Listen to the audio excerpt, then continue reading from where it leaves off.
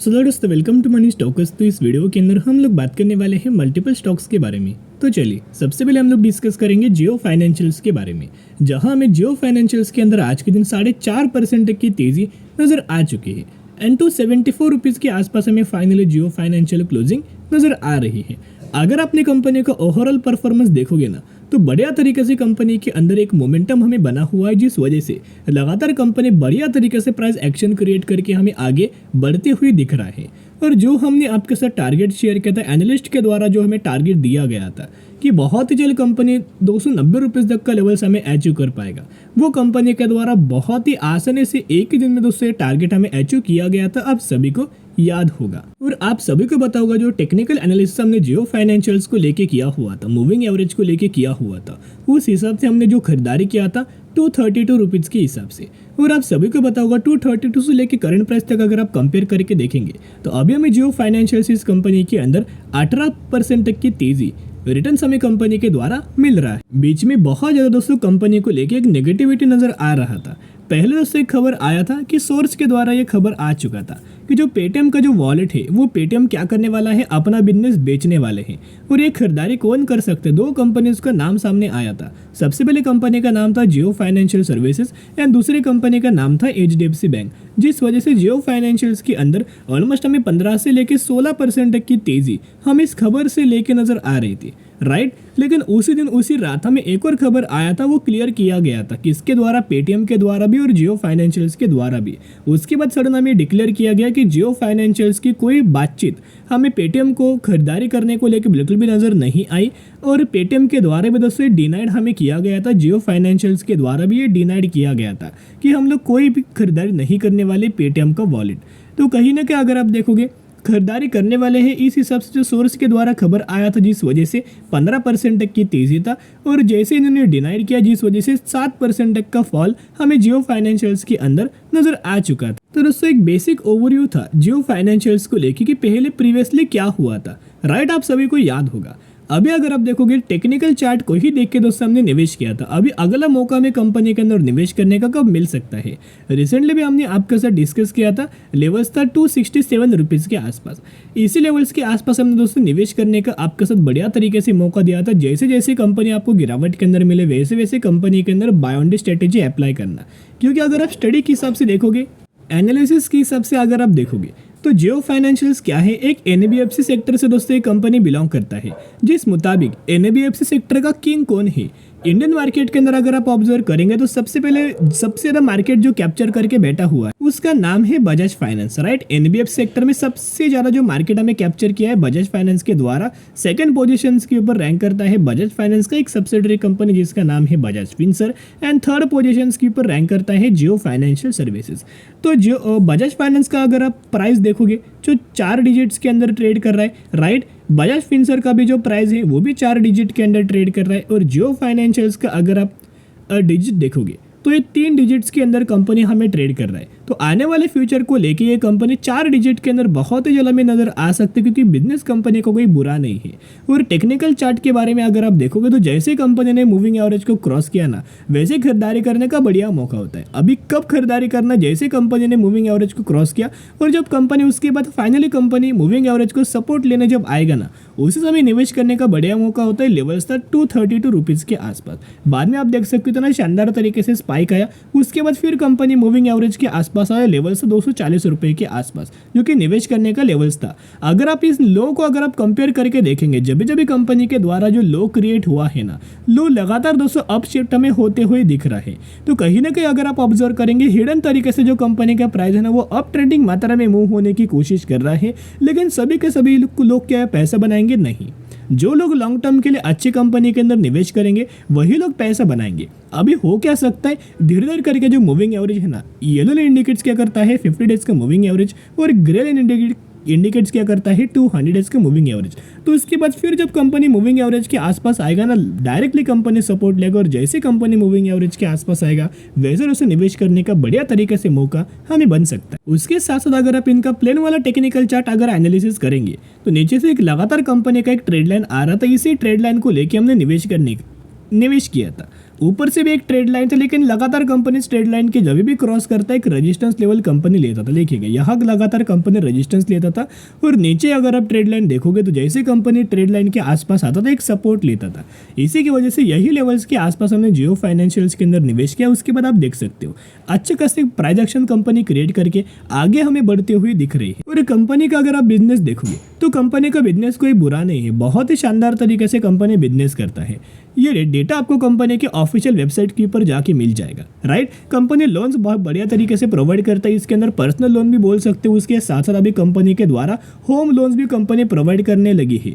तो इस सब से आपको समझ आ चुका होगा कि पर्सनल लोन्स के अंदर ज़्यादा मुनाफा नहीं है, लेकिन जो बैंक या फिर जो फाइनेंस वाली कंपनी, जो एनबीएफसी सेक्टर वाली कंपनी होम लोन ज़्यादा से ज़्यादा प्रोवाइड करता है ना, ज़्यादा टेन्योर के अंदर, उन बैंक्स को, उन फाइनेंस वाली कंपनीज को सबसे ज़्यादा बेनिफिट मिलता है, राइट। इंश्योरेंस के अंदर भी कंपनी काम करता है, पेटीएम बैंक्स के अंदर कंपनी काम करता है, एंड ये कंपनी हमें पेमेंट सॉल्यूशंस भी अच्छा खासा दोस्तों प्रोवाइड करता है। और जिसके द्वारा अगर आप यहाँ म्यूचुअल फंड्स का डेटा भी अगर आप देखोगे तो जैन 2024 का दोस्तों म्यूचुअल फंड्स का डेटा मैंने आपके साथ शेयर किया है, ओपन किया है, आप देख सकते हो। जहां 10 म्यूचुअल फंड्स की खरीदारी एंड सिर्फ 2 म्यूचुअल फंड्स की बिकवाली आई है।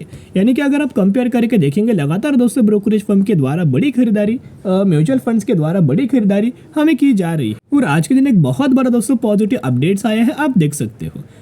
कंपनी के अंदर आफ्टर मार्केट ऑर्डर लग चुका है और क्वांटिटीज को अगर आप ऑब्जर्व करेंगे तो बहुत बड़ी क्वांटिटीज का आफ्टर मार्केट ऑर्डर लग चुका है। ऑलमोस्ट 3,50,000 क्वांटिटीज का आफ्टर मार्केट ऑर्डर लगा हुआ है करंट प्राइस के ऊपर। तो आप समझ सकते हो जैसे भी मंडे के दिन दोस्तों मार्केट ओपन होगा 9:15 बजे के आसपास बहुत ही शानदार तरीके से तेजी रैली हमें जियो फाइनेंशियल्स के अंदर दिख सकता है। 3 से 4% तक का मोमेंटम में बढ़िया तरीके से बन सकता है। तो एक रिक्वेस्ट मैं आपके साथ करना चाहूंगा, ये कंपनी क्या है ना, क्रेडिट कार्ड सेगमेंट्स के अंदर भी कंपनी का एंट्री हमें हो चुका है, जिसका बढ़िया तरीके से बेनिफिट कंपनी को लॉन्ग टर्म के अंदर होगा। और प्रीवियसली खबर आया था, आप सभी को पता होगा कि association of mutual funds of India यानी कि AMFI इंडेक्स के अंदर हमें जियो फाइनेंशियल्स की लार्ज कैप कैटेगरी के अंदर एंट्री हो चुका है, जिस वजह से एक बहुत बड़ा इन्वेस्टमेंट आ सकता है, एक बहुत बड़ा इन्फ्लो कंपनी के अंदर आ सकता है, राइट। इन तो सभी ज़्यादा चीज़ें पॉजिटिविटी है, जैसे जैसे कंपनी गिरावट के अंदर मिले वैसे वैसे खरीदारी करना एंड लॉन्ग टर्म के लिए होल्ड करना। अभी हम बात करने वाले हैं मदरसन सुमी के बारे में, जहां आज के दिन भी कंपनी के अंदर 1.5% तक की तेजी आया एंड 121 रुपये के आसपास हमें फाइनली मदरसन सुमी की क्लोजिंग नजर आ चुकी। अगर आप धीरे धीरे करके मदरसन सुमी का परफॉर्मेंस देखोगे तो लगातार कंपनी 1-1.5% हर एक दिन कंपनी के अंदर तेजी आ रहा था, जिस वजह से पिछले एक महीने में 11% तक का रिटर्न शेयर होल्डर्स को मिल चुका है। तो चलिए अभी हम आ चुके खबर के ऊपर। यहाँ अगर आप ऑब्जर्व करेंगे तो एनालिस्ट के द्वारा, ब्रोकरेज फर्म के द्वारा हमें टारगेट दिया गया है और इनका ये मानना है कि बहुत ही जल्द कंपनी हमें 133 रुपये तक का लेवल्स हमें अचीव करते हुए दिख सकता है, और जहां आपको इस कंपनी के अंदर 9% तक का रिटर्न हमें मिल सकता है। और स्टॉप लॉस इनके द्वारा क्या 116 रुपये के आसपास हम खरीदारी करने का लेवल दिया है, 122 रुपये के आसपास।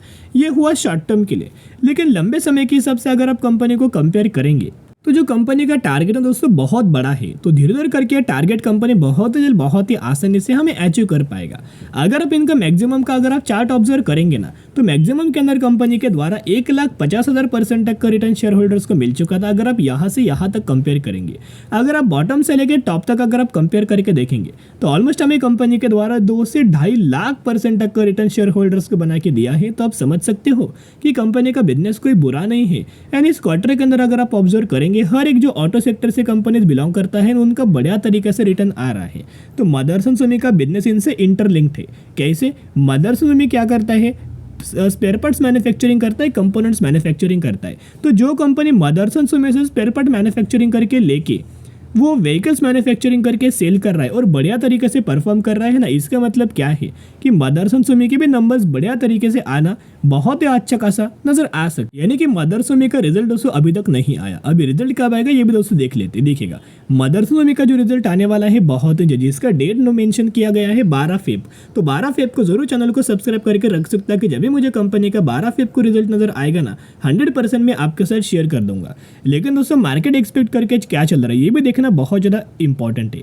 तो मार्केट का ये मानना है, मार्केट ये एक्सपेक्ट करके चल रहा है कि कंपनी का जो अर्निंग पर शेयर है, जिसके अंदर ऑलमोस्ट हमें एक्सपेक्टेड कितना है 1.15, जहां अगर कंपनी इससे ज़्यादा अगर परफॉर्म करे, इससे ज़्यादा अगर कंपनी परफॉर्म करे तो बहुत अच्छा खासा सरप्राइज मिलेगा और जहां मदरसन सुमी के अंदर बढ़िया तरीके से तेजी आएगा।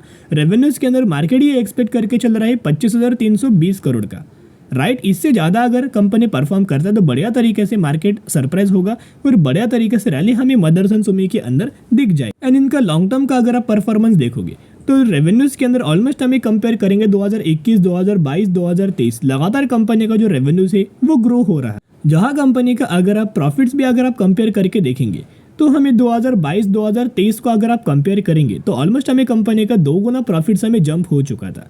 ये पॉसिबल हुआ था जैसे कि लगातार अभी ऑटो सेक्टर के अंदर हमें डिमांड बढ़ रहा है, तो जिस हिसाब से कंपनी का बिजनेस उससे इंटरलिंक्ड है उस हिसाब से कंपनी को बेनिफिट हो रहा है। तो बहुत ज़्यादा चांसेस ये है कि फिर कंपनी का 2000 से लेकर 2200 करोड़ के आसपास हमें कंपनी प्रॉफिट Q3 रिजल्ट्स के अंदर हमें जनरेट कर सकता है। और मदरसन सुमी का अगर आप टेक्निकल चार्ट ऑब्जर्व करेंगे तो ऊपर से कंपनी के रेजिस्टेंस लेवल्स के आसपास हमें फाइनली आने वाला है। वो लेवल्स अगर आप नोट करेंगे 125 रुपए का, और अगर आप ये कंपनी का प्राइस एक्शन को फॉलो करेंगे तो बढ़िया तरीके से कंपनी क्या है ना, एक पैरेलल चैनल को लेके कंपनी लगातार दोस्तों ट्रेड कर रहा है। यहाँ अगर आप ऑब्जर्व करेंगे तो पैरेलल चैनल्स के अंदर कंपनी ट्रेड कर रहा है। जब भी ऊपर से कंपनी को रिजेक्शन मिलता है कंपनी नीचे सपोर्ट लेने के लिए आता है, यहाँ आप ऑब्जर्व करके चल सकते हो। तेजी आया, कंपनी ने रेजिस्टेंस फेस किया, एक प्रॉफिट बुकिंग आया, फिर एक सपोर्ट लिया, फिर तेजी आया, एक रेजिस्टेंस फेस किया। अभी क्या हो सकता है, धीरे धीरे करके कंपनी यही कंसोलिडेट कर सकता है और जैसे कंपनी ब्रेकआउट करता है ना रिजल्ट आने के बाद, वैसे एक बड़ी रैली हमें कंपनी के अंदर दिख सकता है। टारगेट 160 रुपए का आपको मदरसन सुमी के अंदर हमें नजर आ सकता है, राइट। तो आप buy on the strategy apply करके चल सकते हो और इनका बिजनेस लॉन्ग टर्म का है, जरूर लंबे समय के लिए होल्ड करना। अभी हम बात करने वाले हैं OKPL इंडिया के बारे में, जो कि 165 रुपीज के आसपास हमें ट्रेड कर रहा है एंड 300% तक का रिटर्न बना के दे चुका है। यही वो कंपनी है रिसेंटली 1:10 रेशियो का स्पीड का अनाउंसमेंट किया, जिसके अंदर 1 के बदले आपको 10 शेयर मिलने वाले हैं। तो जरूर कंपनी के बारे में स्टडी एनालिसिस कर सकते हो। तो चलो दोस्तों आज के लिए इतना ही। अगर आपको ये वीडियो पसंद आए जरूर वीडियो को लाइक और चैनल को सब्सक्राइब कर सकते हो। फिर मिलेंगे, बाय।